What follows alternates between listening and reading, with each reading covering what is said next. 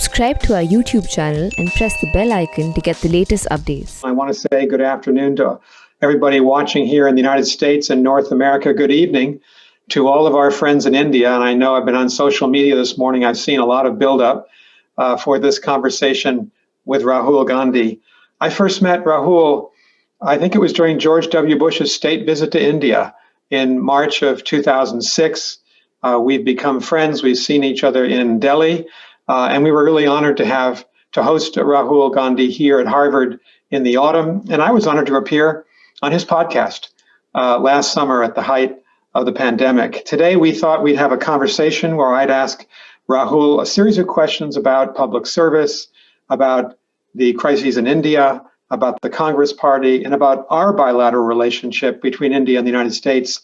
In about 35 to 40 minutes from now, we'll transition to questions from our Harvard College and Harvard Kennedy School and Harvard University students. So Rahul, welcome. It's really good to have you back with us, albeit virtually. We'd rather have you on the campus, but at least we can have this virtual meeting. Welcome. Thank you, Nick, and thank you to the university as well. I'm looking forward to this. Thank you, Rahul. And I wanted to start with a question about public service, because the Kennedy School of Government is founded on the principle that we want our students to be involved in the public square. No matter where they're from, we want them to be involved in improving the human condition. And you obviously grew up at a unique time and in a unique family, where your parents and grandparents and great-grandparents had been so committed to your country and to the future of your country. Did you always assume when you were younger that some form of public service would be your life's work? I think, first of all families are unique in their own way. So I guess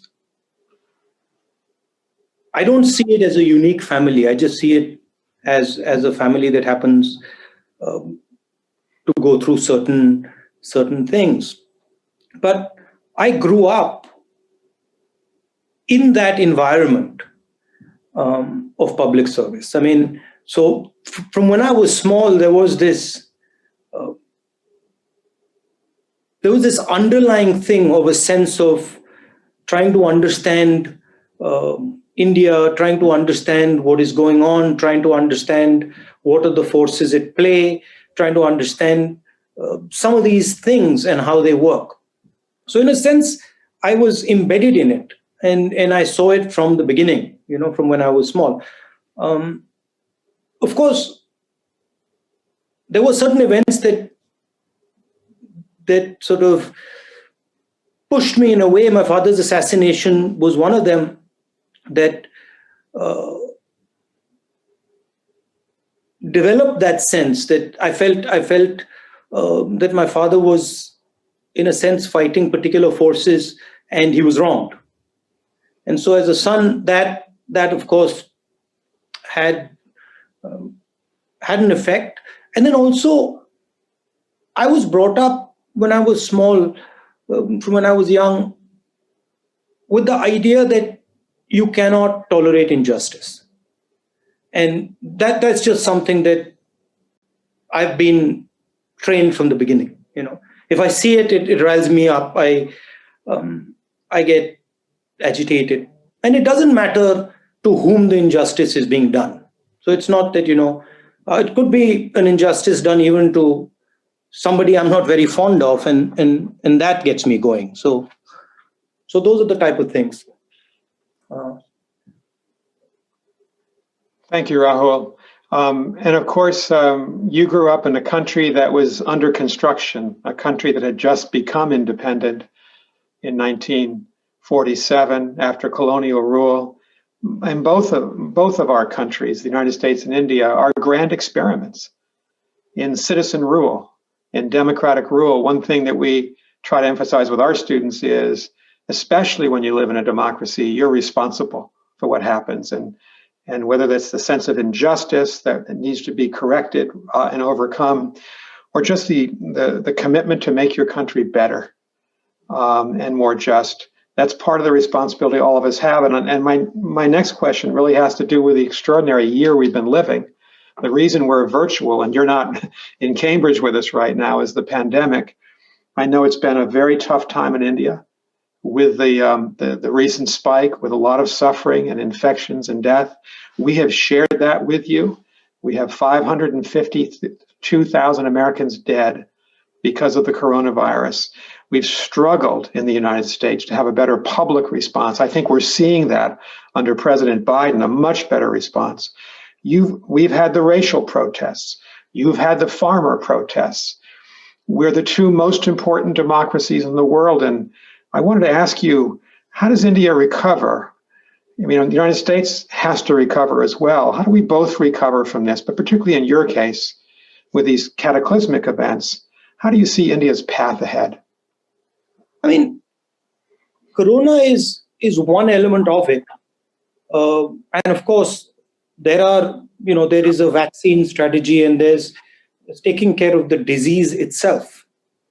But I think the disease operates on a particular paradigm, it operates on a particular level of connectivity. And I think we are reaching a point where that level of connectivity is challenging certain structures of ours, certain fundamental structures. The idea of the nation state, the idea of institutions, the idea of how these interact with each other. So those things are sort of coming undone. And we have to think about a new paradigm. Of course, we can't shut down this connectivity. We have to adapt to the connectivity.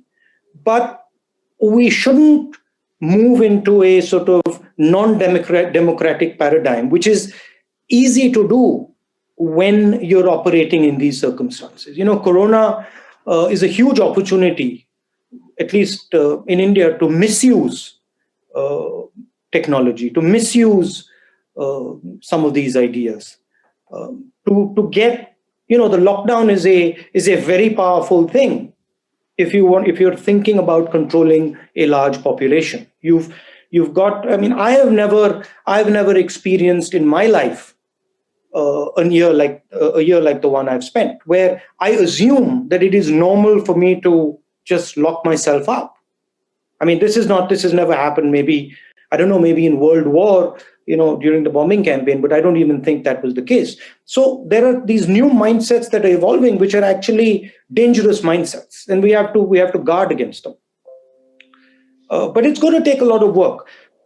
From the Indian perspective, India, as I said sometime earlier, is a negotiation. It's a negotiation between multiple ideas.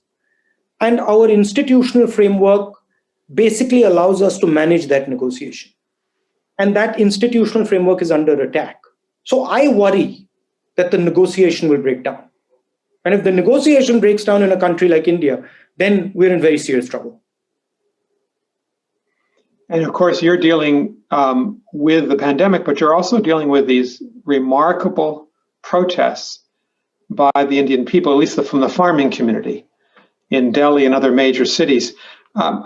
How do you respond to that as a political leader and to the demands that those people are making? It's again the way you run the country. I remember when we were in government, we had constant feedback. It would always amaze me at how quickly our system got feedback. It was literally within days, we would get a pressure coming at us, whether it was from farmers, whether it was from laborers, whether it was from big business. There was a feedback loop. And it was, what amazed me is how quick, how effective, and how powerful it was. It was right in our face. And we almost couldn't avoid it. And that feedback loop is now shut. So the model that the government uses and some of the ideas that they project has shut down that feedback loop, right? You see it in when Gauri Lankesh gets assassinated, the activist, you see it when people are beaten up, you see it when people are attacked. These are all, you're shutting down the feedback loop. And what has happened is that the government has shut the feedback loop, so the farmers have no other way except to come out onto the street. We sent messages to the leadership of the nation saying, do not do this. This is a very serious problem if you're going to do this. Our Chief Minister of Punjab wrote multiple letters saying that please have a discussion, engage with these people. And absolutely, it is important to reform agriculture, 100%. But you cannot attack the foundation of the agricultural system. And you certainly cannot do it without having a conversation with them because they're going to react. It's the same idea of the lockdown. We do a lockdown immediately like that with no warning. We just shut the whole country down. One of the largest countries in the world, one of the most complex countries in the world, has the harshest lockdown imposed immediately. In fact, now it's come out that even the cabinet was not asked, even the other institutions were not asked. So it's a style of government.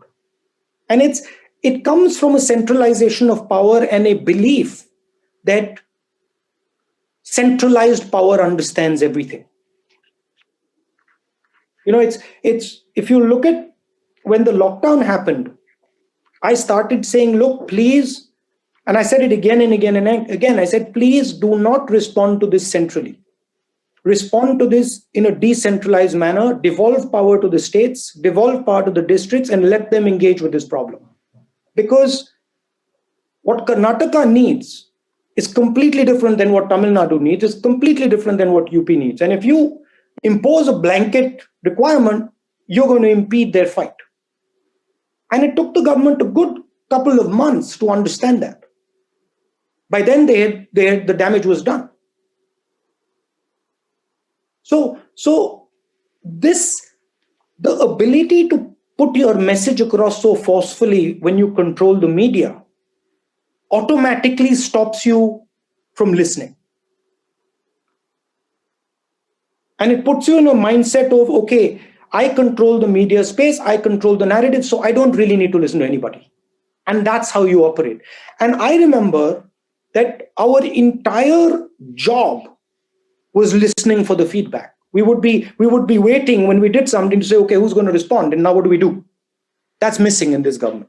And that is the case with GST, that's the case with demonetization, that's the case with the lockdown, that's the case with the farm laws. It's a style of governance. Thank you very much. When we had a chance to speak the other day, just to get ready for this interview, and we talked about the fact that democracies are being challenged these days by authoritarian powers, by forces within, by populism. In our country, we've gone through the most tumultuous time in my lifetime, especially on January 6th, a violent insurrection to prevent the alternates in power between a defeated candidate, Donald Trump, and a victorious candidate, Joe Biden. In your country, obviously, Congress has had a great run in government, including in the last decade, but now Congress is out. How does Congress recover its political strength? I mean, at some point, there'll be an alternates in power in India, too, the way it happens in all democracies. What kind of changes or strategic choices are you making to strengthen Congress for the political arena?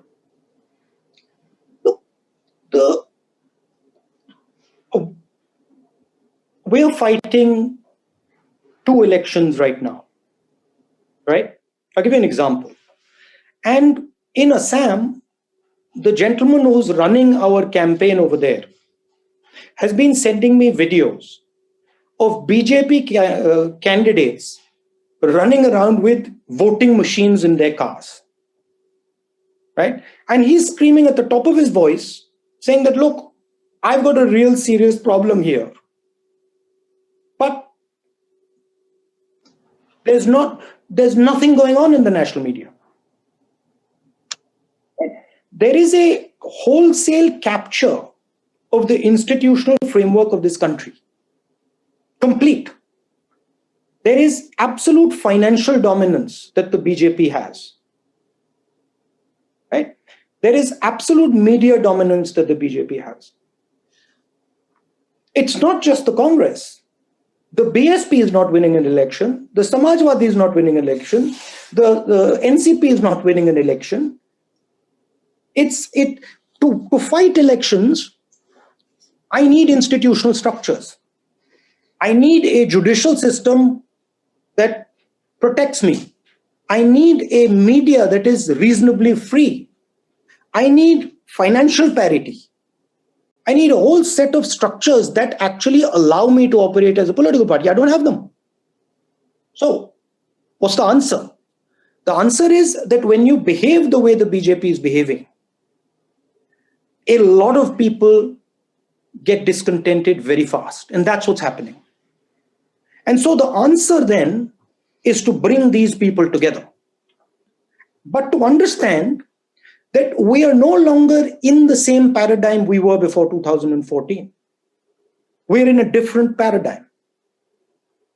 We are in a paradigm where the institutions that are supposed to protect us do not protect us anymore. The institutions that are supposed to support a fair political fight do not do so anymore. So you can say we are in a democracy, but I'll give you an example. Prime Minister Narendra Modi's app was on one of the biggest operators automatically downloaded. Now, can you imagine if in the United States one candidate had his icon next to the iMessages icon on every single phone, and the other candidate didn't? What would you call that? That's what's happening here. Right? So there is a complete control of the system. But what's interesting to me is that the speed with which people are getting discontented is massive. It's happening very quickly. And so the opportunity for us is huge. We have to redefine ourselves, though.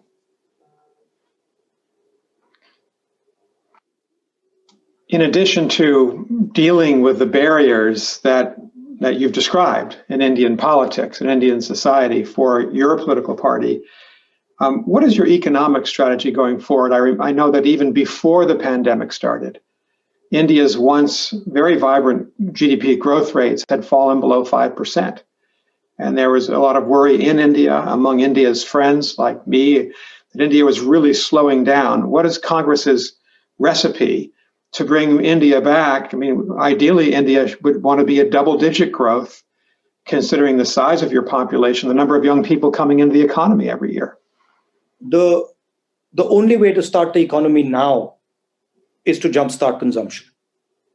So, huge amount of money into people's hands to fire the economy up. Otherwise, it's not going to start.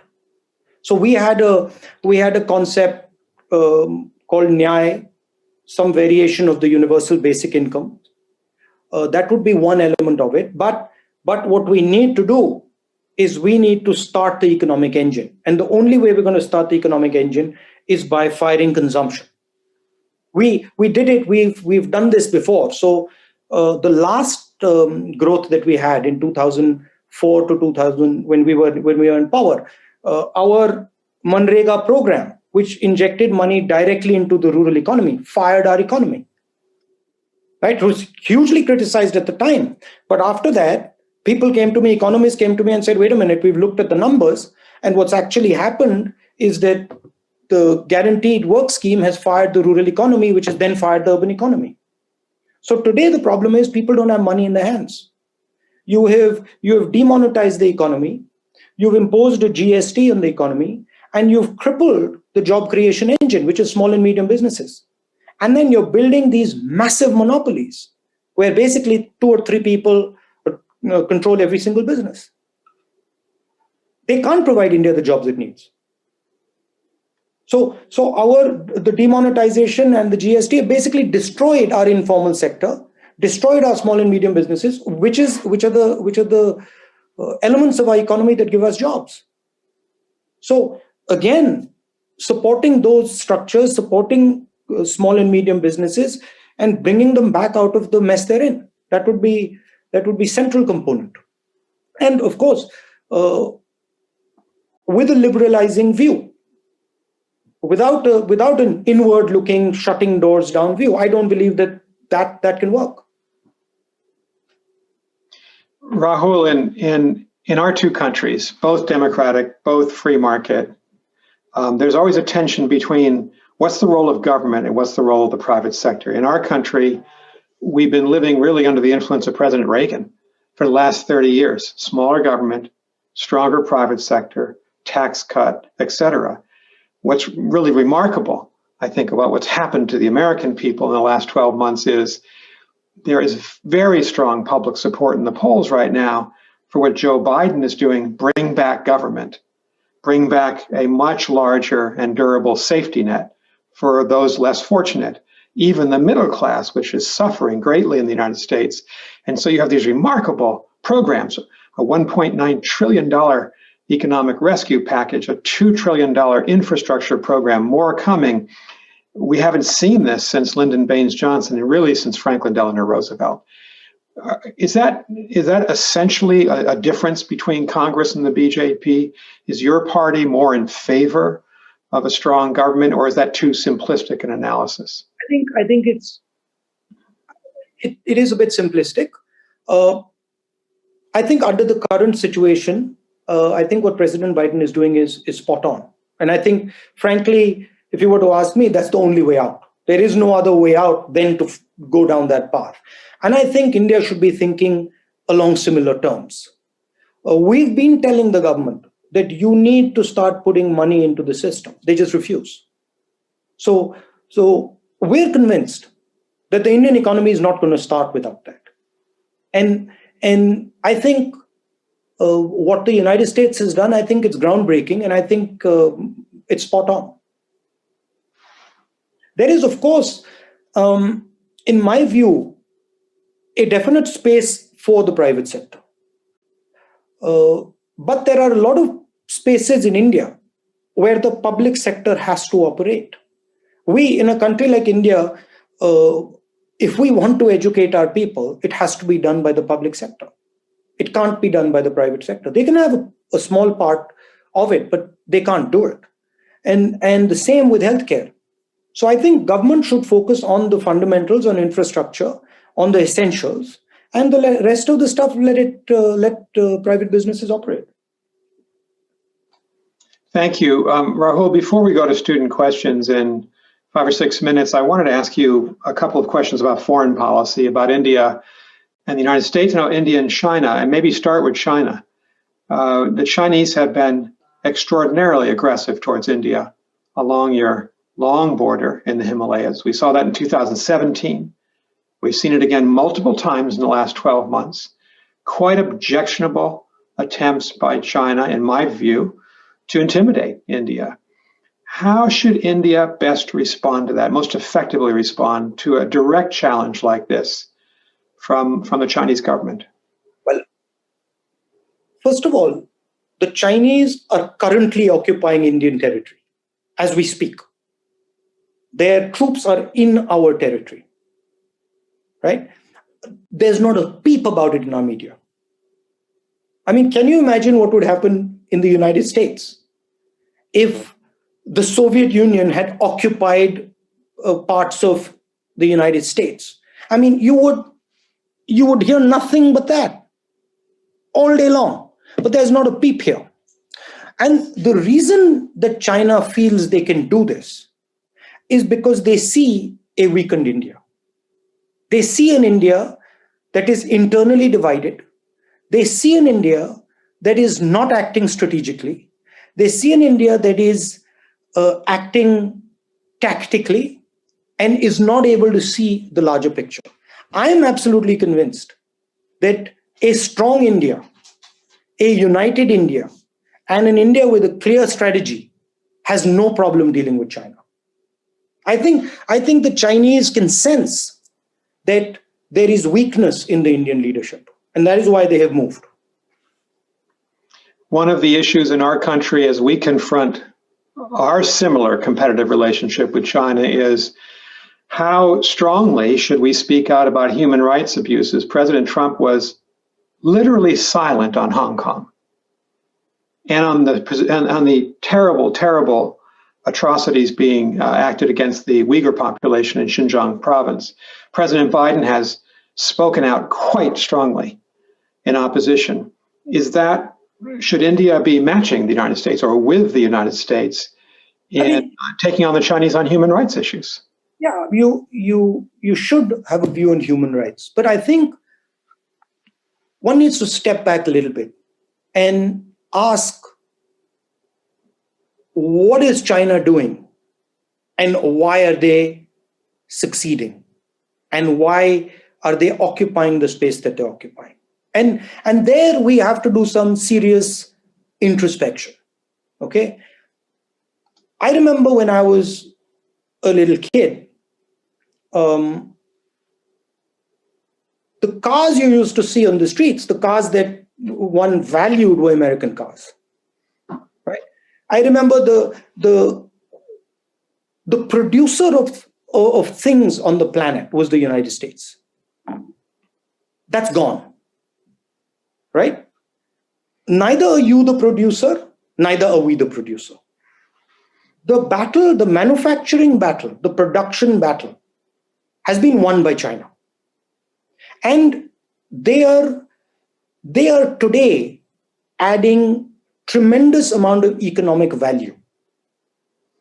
That's the real issue, right? And because they're doing that, they're generating huge amounts of money, and then they're investing that money. And they're investing that money in defense, they're investing that money in Belt and Road, they're investing that money in influence, etc., etc. So my point is, yes, talk about human rights, but let's talk about production. Let's talk about how to challenge the idea that China is going to be the production center of the world. Now, I like what President Biden has done. He's put in a lot of money for, developing infrastructure and engineers and science, right? But how are you going to challenge the Chinese on manufacturing? So, please. Yeah. No, please go ahead. I don't see a US strategy or an Indian strategy to tackle this one central issue, which is China is the production center of the world, and the amount of production that they're pulling off is becoming unstable. And there needs to be another pole that is doing similar amounts of production, adding similar types of value. Now, the problem for you is it's very difficult for you because of your wage rates, et cetera, to compete with them. But that's where we come in, right?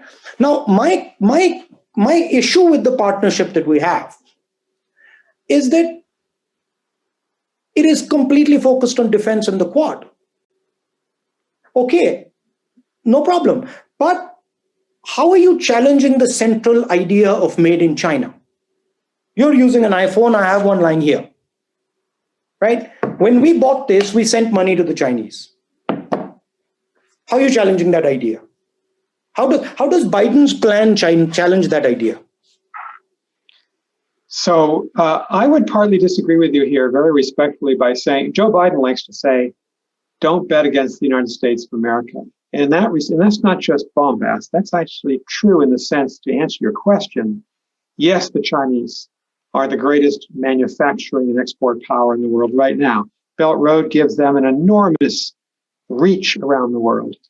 But 9/10 of the value of this phone was produced in California. It was assembled in China. But the innovation, Rahul, comes from the United States.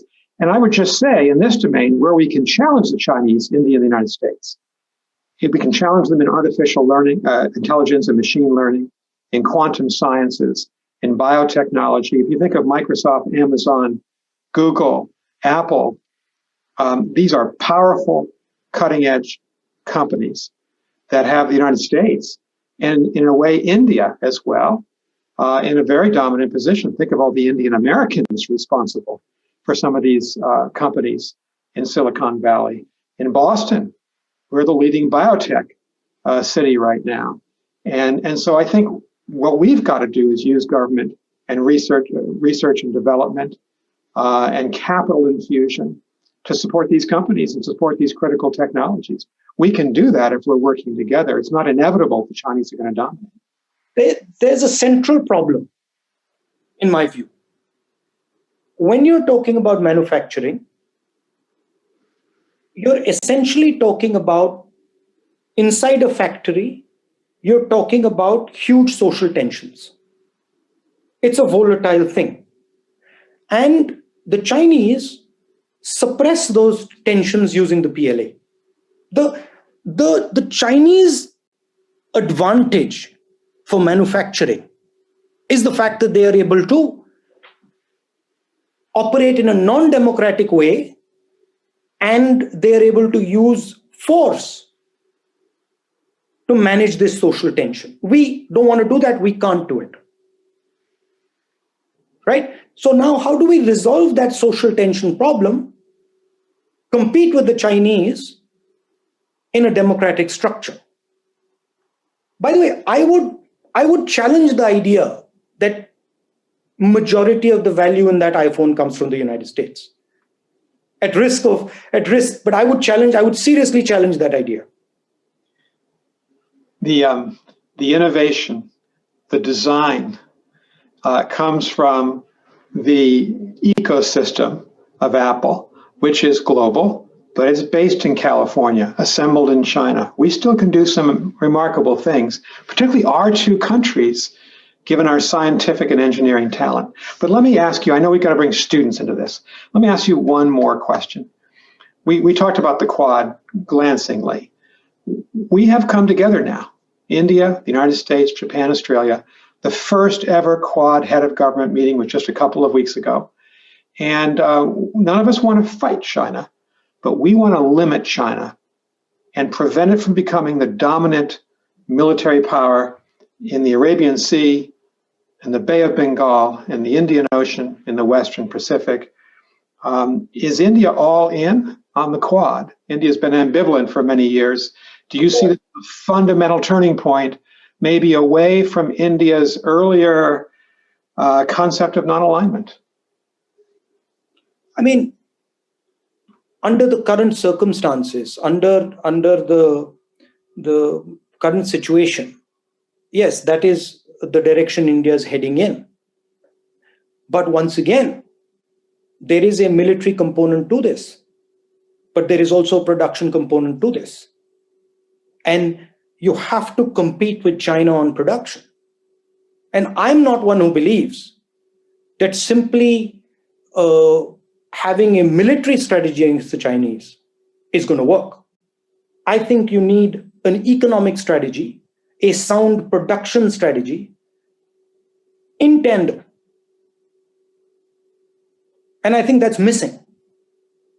I mean, I can certainly see by what is going on in India that the Indian government is not thinking about it in the least. Because if you were thinking about it, you wouldn't be building the type of monopolies that you're allowing, for example. Right? I can see that what the Indian government is doing is not going to allow manufacturing at all. Because the path to manufacturing is small and medium businesses. The path to manufacturing is making thousands and thousands of these businesses bloom. That path is being cut down.